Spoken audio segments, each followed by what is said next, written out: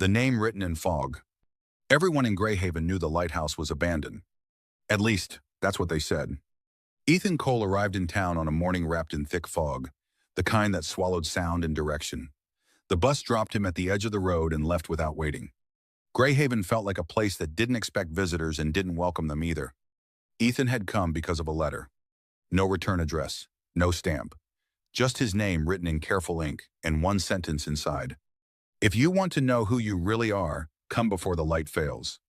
The lighthouse stood on a cliff beyond the town, its white paint peeling like old skin. Officially, it had been shut down 20 years earlier after a mysterious accident. 3 keepers had vanished in a single night. No bodies, no explanation, just silence. Ethan rented a room at a small inn run by a man who introduced himself only as Mr. Brooks. "You're here about the lighthouse," Brooks said flatly, handing Ethan the key. Ethan froze. "How did you know?" Brooks didn't answer. He just added, "Don't go there at night." That evening, Ethan walked the streets of Greyhaven. Every shop closed early. Every conversation stopped when he passed. He noticed something strange, faded symbols carved into doorframes, all the same shape, a circle split by a vertical line. He had seen that symbol before. It was in his childhood drawings.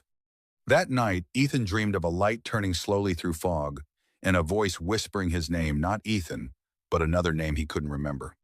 Unable to ignore the pull, he climbed the path to the lighthouse just before dawn. The door, which should have been locked, creaked open at his touch. Inside, the air smelled of salt and rust. The spiral staircase led upward into darkness. On the wall, scratched deeply into the stone, were names. Dozens of them. And at the very bottom, freshly carved, Ethan Cole.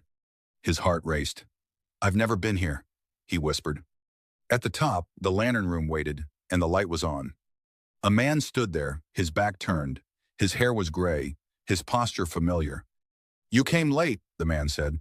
"We were afraid you wouldn't." Ethan stepped closer. "Who are you?" The man turned, and Ethan saw his own face, older, worn, but undeniably his.